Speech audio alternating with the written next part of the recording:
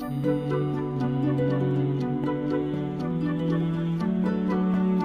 speak a bit German, right?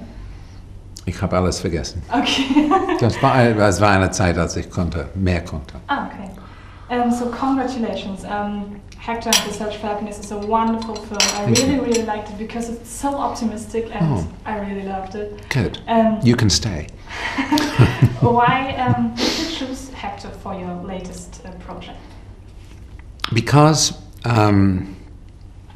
it brought me back to my roots. I felt my career was drifting a little bit. I've been living in Los Angeles for 18 years. I'm British. But I wanted to get back to European filmmaking and European sensibilities because it's really, truly who I am. And by that I mean films that can dream a little, films that can be a little impressionistic, and films where I can play. Do you know what I mean? I missed that. And also when I write or co-write a film, it's like a different job. I own it more, it becomes more personal. I love the subject matter, happiness. I thought it was a very good time to make a film about happiness. I think the world needs to think about that, perhaps more now than for a long time. And when you started writing the script, how did you conceive your protagonist, Hector, or Clara, or something? You know, it was very difficult to. There's a word, daunting. It was a worry to cast Hector because he's a phenomenon. You know, on the one hand, he's very intelligent and wise, he's a psychiatrist, and on the other hand, he's an idiot. He's a fool. He's like a Martian, you know, like on another planet. And Simon, it was hard to imagine until I thought of Simon, because Simon has a very interior child. He has a very childlike curiosity about everything he does. Simon sees the world like a child, you know, he's very fresh, so it's perfect, really. Naive and wise, the combination of the two. Clara, I needed someone who looked kind of perfect, because that's the point at the beginning of the film. They have a relationship that is more like an agreement. It's what I think in psychology they call a codependent relationship, meaning you don't rock the boat and I won't rock the boat. We'll have an agreement to keep it neat and tidy in the way it is. It will never move forwards, but this is okay. And she represented that because she's very chic and yet she's also very vulnerable. And she's such a good actor. You know, I loved working with her. She's very emotional all the time. It's fun to direct. Yeah. To watch Hector is a bit like a 2-hour world travel, maybe? World travel. Yeah. Which country was most inspiring for you when you were there? I think that would be Africa, really. We filmed Vancouver, Los Angeles, London I knew very well. China was a little more strange to somebody like me. And we filmed some in Bavaria, which I loved, and a little bit in Austria and Nepal. But Africa was interesting because it was, you know, we were near Johannesburg and it may have been dangerous, but the spirit of the community and the people was so alive. And in the townships, you know, we filmed where there was no running water, no electricity, nothing. And I must say I saw more smiles per square mile there than I would in Beverly Hills on a Saturday morning. You know, I found the spirit of that really very touching. And I also found them to be very fearless, the actors and the extras. The extras were extraordinary. You would show them a scene and they just kind of leap at it, you know. It was very rewarding. It was good. Okay. What is your most interesting memory when you think about the filming the movie? Or more than one memory, maybe?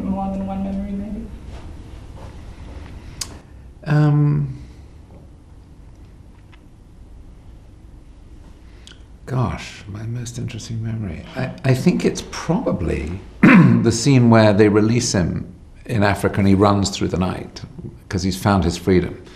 I think it was because it was such a difficult shot to do and we had a very low budget, you know. But it was Simon's performance and his I don't know if you remember, but he goes into the shadow and out into the light and into the shadow, and then he comes out smiling. But all the steps in his performance, and the fact that the camera vehicle moved without, you could never see the start of it. It was one of those moments where life just all came together, and it was take one. It was like a little miracle. Yeah, beautiful. It was wonderful.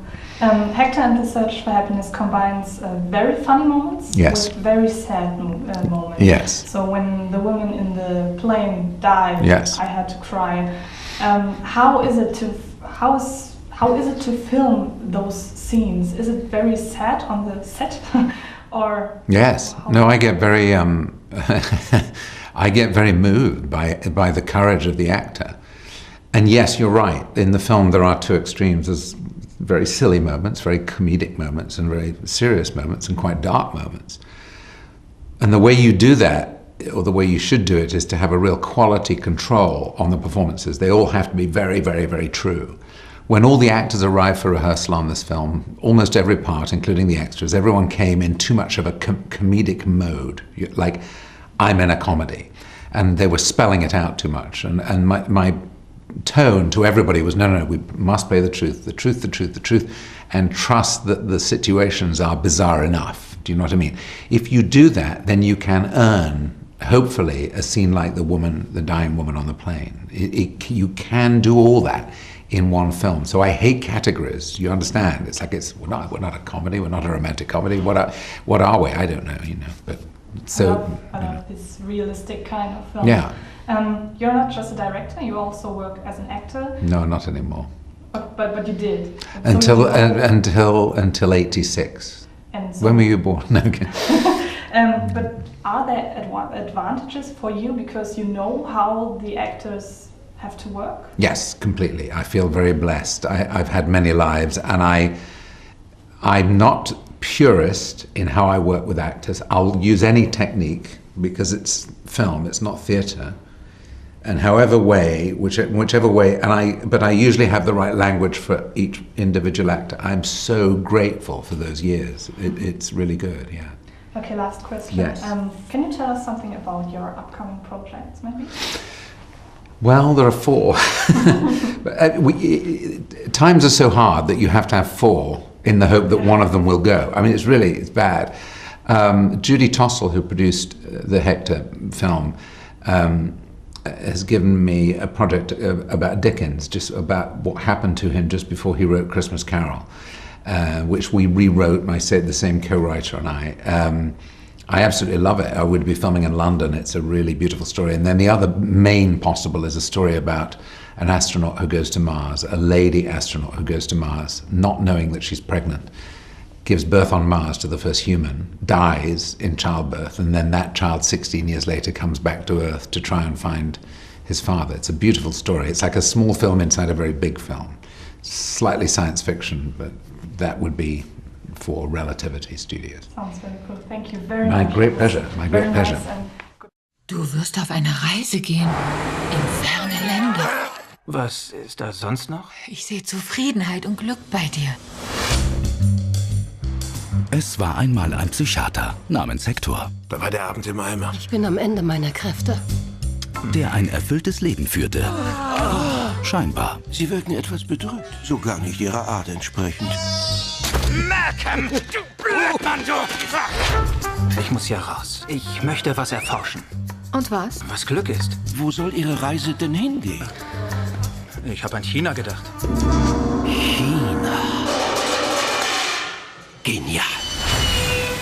Ich komme von weit her und versuche zu verstehen, was die Menschen glücklich macht. Es ist Montag, wir haben geschlossen. Würden Sie sich als einen glücklichen Menschen betrachten? Wenn Sie am Ende der Reise sind, skypen Sie mich an. Sie haben Skype?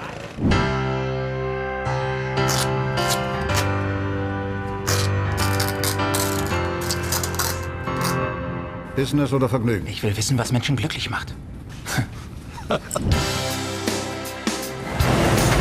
Hey, ich bin in Afrika. Hallo Jungs!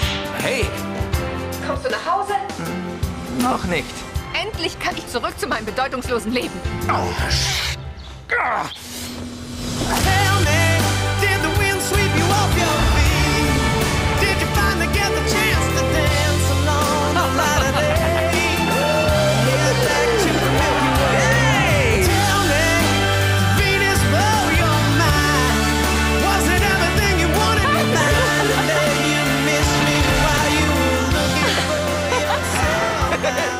Wir sollten uns nicht so sehr mit der vielbeschworenen Suche nach dem Glück beschäftigen, sondern eher mit dem Glück beim Suchen.